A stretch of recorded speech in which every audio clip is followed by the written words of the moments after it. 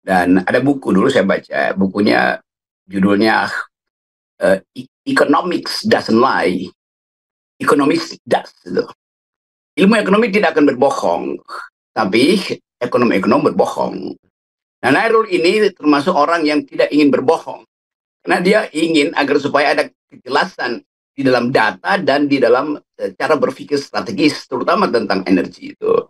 Kita tahu bahwa kata kunci selama 1-2 tahun terakhir ini ada hilirisasi, hilirisasi, hilirisasi itu. Semua rapat kabinet itu dimaksudkan untuk mempercepat hilirisasi itu, terutama hilirisasi nikel. Oke. Mungkin sampai tadi pagi masih bicara soal hilirisasi. Saya kebetulan membaca artikel 2-3 hari lalu bahwa Amerika itu ada perusahaan energi namanya Natron Energy. Dia memulai riset dari tahun 2020 dan sekarang sudah siap untuk memasarkan energi yang basisnya bukan nikel tapi sodium ion itu. Jadi sebetulnya memang revolusi energi itu terjadi diam-diam karena ini menyangkut strategi keamanan, penguasaan rumus-rumus kimia baru tuh. Jadi bayangkan itu di kabinet Pak Jokowi masih bicara tadi pagi tentang nikel, sementara nikel udah pasti ditinggalkan karena bukan lagi hidrogen, sodium ion itu udah diproyeksikan untuk dipakai di Amerika dan diekspor kemana-mana. Untuk apa? Untuk melayani artificial intelligence yang akan mengkonsumsi energi luar biasa tuh. Jadi ketika ada peak di dalam kebutuhan itu yang mampu untuk memenuhi kebutuhan itu 600.000 megawatt itu adalah perusahaan semacam sodium ini, energi semacam sodium. Nikel pasti nggak mampu itu.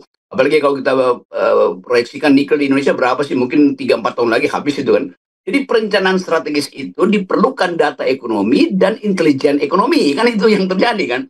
Nah persaingan ini yang nggak ada di Indonesia. Indonesia itu bukan jadi sumber foreign direct investment, tapi sumber bukan FDI yang masuk ke Indonesia, tapi FBI untuk meneliti apa namanya nih, ini partai ini lagi bersaing dengan partai mana sih. Stabilitas politik tidak ada di Indonesia, demikian juga kepastian hukum tanah segala macam tuh.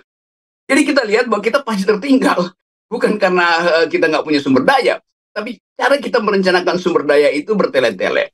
Apalagi kalau kita tanya misalnya dari mana Amerika atau sebut aja perusahaan besar itu dari Tesla sampai Cina itu mengintai keterangan resmi dari Indonesia, ya dari Bahlil, dari LBP.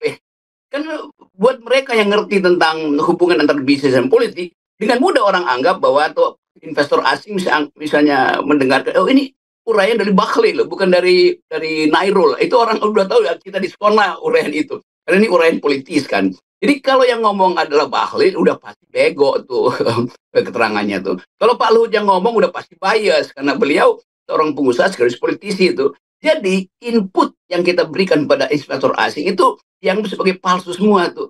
Dari segi ilmu pengetahuan udah palsu, informasinya pun dipalsukan, karena ada keinginan untuk menyenangkan hati Pak Jokowi. Kalau mau jujur kan mesti bilang nih, kita ini bangkrut dalam strategi ekonomi makro. Sehingga itu berakibat pada minimnya investor asing yang melirik Indonesia. Kan mestinya jujur begitu kan. Tetapi selalu kayak tadi itu kata Nairul tadi, itu bahkan angka yang tidak signifikan mau dinaik-naikkan 0,01% bedanya tuh. Iya, tapi bagi investor asing bukan itu poinnya. Yang ngomong siapa itu? Kalau BRIN yang ngomong, investor asing juga tanya, BRIN ini siapa? Apakah dia Independent Research Institute yang memulai data untuk mengetahui perkembangan startup di Indonesia dibandingkan dengan di Malaysia misalnya kan? Kan semua ini data politis. Nah itu masalahnya tuh. Jadi sekali lagi, memang kita mesti ya bergembira aja bahwa data-data palsu itu akhirnya menghukum kita. Walaupun hukuman itu akan berat, karena nanti rejim baru mesti mengatur kembali strategi politik energi kita kan. Jadi sekali lagi, kita bukan sekedar krisis dalam politik energi, tapi energi politik kita kurang untuk mengawasi kekuasaan. Itu problemnya adalah investasi otak itu lama.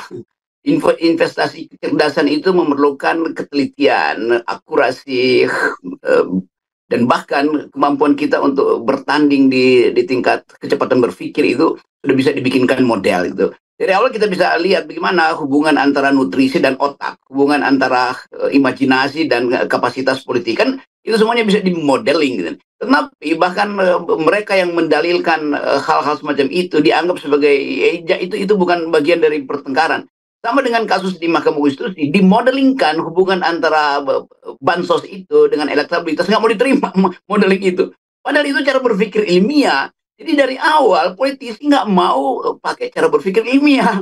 Jadi kacaunya di situ kan. Nah, kalau kita lihat misalnya tuh, bagaimana misalnya Amerika itu bahkan memberi, insentif, nanam uang di proyek sodium itu dengan prinsip bahwa high risk, high reward. Kan itu prinsipnya kan. Jadi sebetulnya gengsi kita itu, apalagi Pak Jokowi, dia ingin cepat terlihat apa yang dibangun. Karena itu dia lebih memilih proyek mercusuar yang bisa dia gunting pita.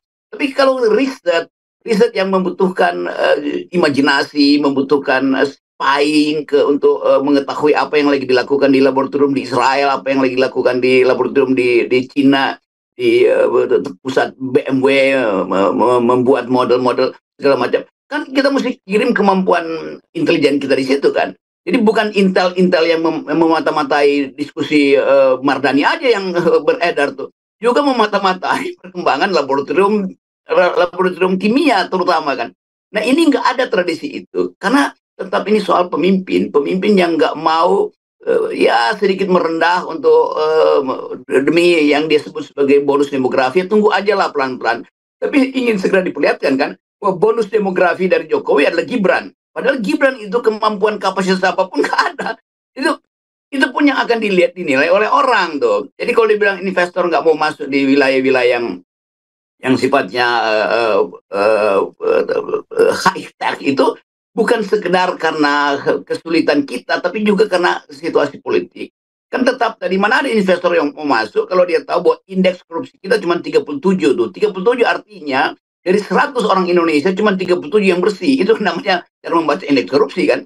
Nah, bayangkan misalnya negara-negara yang sudah maju itu ya indeksnya itu 90, artinya dari 100 orang ada 90 orang jujur. Di kita 37, bayangkan. Dan 37 itu turun dari 41 zaman SBY. Jadi Jokowi mempromosikan lebih banyak koruptor sebetulnya kan. Datanya ya begitu aja cara melihatnya tuh. Apalagi kalau kita bicara tentang, Pak Luhut selalu bilang dan dia menulis dengan sangat teliti bahwa hilirisasi memang itu yang akan kita pamerkan. Oh boleh aja tuh.